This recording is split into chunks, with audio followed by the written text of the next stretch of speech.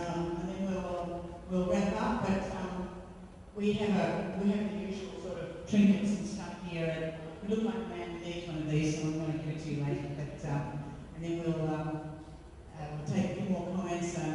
I think he's been a wonderful speaker, and I'm looking forward to these wrap-up comments. I'm not going to say much after this because you've heard enough about me for the last day and a half, but I know that Rajesh, had the Minister for Education not said me first, he would be here. And I'm going to be very succinct. I think that should be my brief. I was just thinking, as we're having a very interesting final discussion, one program that I was involved in setting up, which involves the state governments of Australia, the Commonwealth of Australia and the New Zealand government. We set up the Australian New Zealand School of Government, where together with people senior people from the public sector in those two countries, plus senior academics, including from Peters Former University and mine, we set up what were sort of executive MPAs, where governments at state and national level sponsored students, typically young public servants on the up and up, to go and meet with each other, get state-of-the-art lectures from people from the public service profession and from university management areas. Fabulously successful, and you can envisage a similar development happening with super at its base for this part of the world. It seems to me that it's an ideal place for this sort of thing to happen. You've got all the connections, so if you bring in people to work with that group and to sometimes send students there. So thanks so much for the internal approach. But just a few very general comments. And the most important thing I want to do is to thank Susan for inviting me, and for you being the audience. I've actually had a lovely day and a half, I must say. I found it really interesting, and I think that the sorts of issues that you kept raising are issues that are at the heart of of university discussions around the world. I mean, again and again and again, I just thought, yep, spot on, which just really reinforced to me that what you're embarked on here at USP is the equivalent of what's happening in a lot of really good universities around the world, and the benefits of people being prepared to share their reflections on what they do personally in their classrooms is so beneficial. I mean, it's always a good thing, isn't it, when we think to ourselves, now, why am I doing this exactly? What is my pedagogy? But when you actually get people who are prepared to do that in public, I could just sense, for example, this morning when we were thinking about what is it to give a professional education? What is professionalisation? And even though we were talking about social work, there were obviously people all over this auditorium thinking, okay, now how does that work in my area? Because I'm offering professional education. Now, how do we do this? What is a professional education in my particular discipline? Extraordinarily useful to do that. And for people to talk about very openly better ways of teaching, better ways of assessing, the uses of e-portfolios, just how that might work. The challenges of getting people to take more use of existing technologies.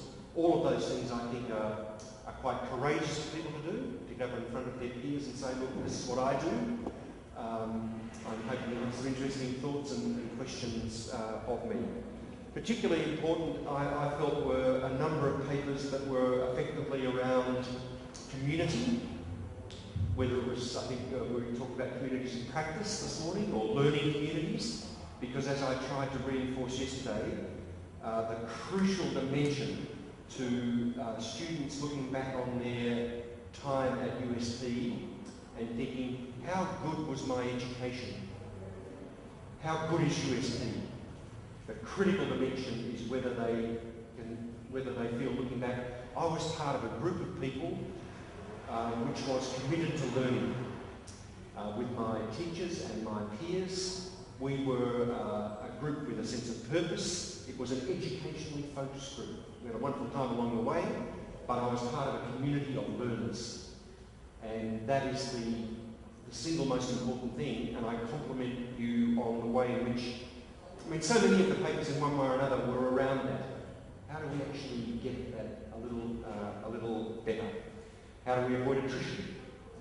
What levels of support do we give through wonderful mentoring programs to avoid attrition, which I sense is fairly low. Here there's a university in Australia that's as high as 40% attrition. The figures came out last week. I was delighted that my university is down at 6, but 40% of wasted energy and dreams is a terrible thing. So I was so impressed when people here were saying, if at all possible, we've got to avoid anybody leaving for the wrong reasons. That's a wonderful goal for you to have. I think you have 2 big challenges in terms of IT, and you're certainly not alone in this. There are issues that resonated with me. I was deeply impressed by the examples we were given of the way in which often students were taking the initiative to develop their own extra learning groups through Facebook in particular. Wonderful thing. If students say, let's get together and extend the conversation about our learning. What a wonderful thing to have happen. But as we were reminded this morning, we just need to make sure that those groups are inclusive. Is there anybody who's going to be left out because they don't feel they have the necessary IT adeptness? Are they safe places to talk? Are they ways that we can also sustain? Because I think one of the new challenges for academics into the future is that with these wonderful possibilities of new types of learning communities, we have to ensure that we have some sort of, I think, pastoral role, even though we'd like it to be in the hands of students, who maintains this, who oversees it. I think there are wonderful opportunities, by the way, and challenges for your alumni, because as sure as your students are saying, we love this stuff, we love our engineering course, we're going to set up a Facebook page for people who are doing civil engineering or whatever, they're not going to want to say, and now I've graduated and I never want to have anything to do with those people ever again. They're going to be people who want to say, I want to keep networking somehow. They're my friends, and they're from all over the region. And there are wonderful opportunities and challenges in terms of how you might go about sustaining those networks beyond time actually spent as an enrolled student. I was struck today in particular by the contrast between 2 papers that I think were successive papers. One on non-traditional learners, some of whom are unsure about word processing. How do I save my document? What is it? How do I put space in? I mean, the most basic word processing requirements. And then the promise of using iPhones and even ordinary mobile phones to assess stuff over the internet creates huge resourcing issues, but challenges about how to submit assessment, all that sort of thing. I think the university has a huge challenge in terms of saying, what are we going to provide by way of different forms of communication with students and vice versa? What things are going to be optional extras? But what are the things that we're going to ensure that every student has access to and is able to do? What's really struck me over the last couple of days is a greater disparity here than at my home university in students' facility with and access to IT skills. It's significant enough at my university for us to have this conversation and to say, look, can we rely on telephony for a lot of our messaging or not? Here it's much more acute because you have such a fundamentally important role in providing equity of access across a huge region to information, to notices, to assessment and all the rest of it. That's a really big challenge. Finally, I wanted to say something about this issue that keeps cropping up, which is about values, ethics, moral education, all the rest of it. I think the university has, I'm so pleased to see that list of graduate attributes, and I think it's important to have postgraduate attributes as well, and PhD student attributes. I think it's good to have those and to reflect about them. I think it is, to go back to the conversation we had this morning, very important for a university to say, yes, we're enrolling young adults. In all sorts of ways they have been formed by their family and their communities. In all sorts of ways they are young adults. but there are still ways in which we, as a place where they're going to be in our privileged care, there are still ways in which we can say this should be a transformative experience while you are here. And it's good that you think about, so what are those things that a USP education at undergraduate or graduate level should offer to a student so that you can say, we expect you to have some transforming experiences while you're here. And they are experiences that, sure, that the university at the global level has to say, these are our graduate attributes, this is what we do in our generic courses, these are the things we stand for as a university in terms of the way we treat each other and the way we're situated in this region.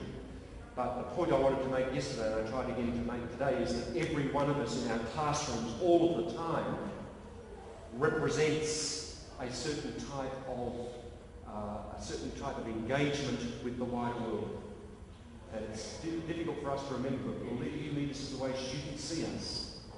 That when we work our way with students through complex issues around knowledge, debate, criticism, the morality of research, what is appropriate research, all of those things, that is a moral education we're giving. And the way they see us behave as scholars, the way they see us behave as administrative staff, the way they see ethical behaviour going on in the classroom across the university, that is a fundamental part of the experience that you are offering your students. Not just something they say, oh, they're wonderful graduate attributes. It's also, I'll never forget the way that so-and-so showed us how to work our way through that problem. And the respect they showed to people who disagreed in the class. That's something we do all the time. So they're my reflections. I'm aware that you have taken on a major challenge. You've done the right thing. I've heard wonderful things going on that this university is doing about its curriculum for its students. Which I think are inspiring. I know that it can be very, very difficult because every single person in the university is having to think, so what does this mean for me? And I might have to give up something and do something a bit differently. It's very, very difficult. But you're sufficiently down the track now, I think, that when you listen to the presentations that we've had over the last day and a half, that you're able to say, yep, this is worthwhile. This is worthwhile. And I am learning from my colleagues about ways in which I can improve my practice to the benefit of my colleagues and above all to my students. So thank you again for having me here, and it's been a great pleasure, firstly.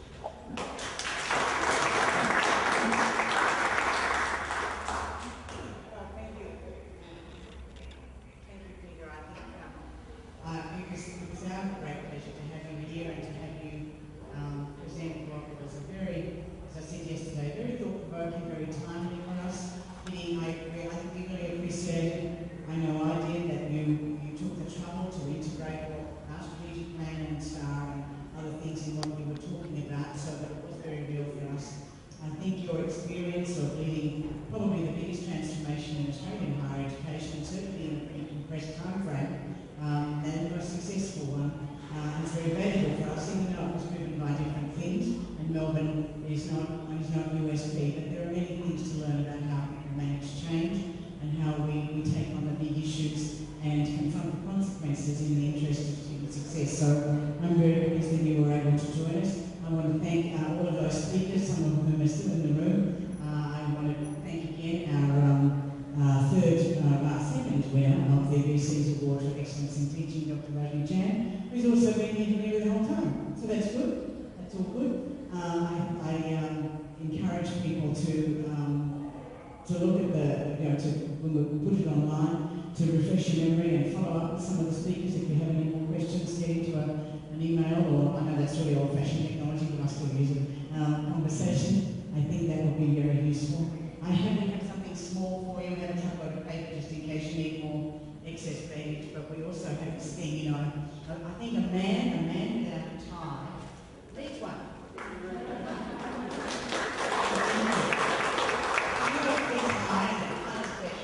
And so you'll be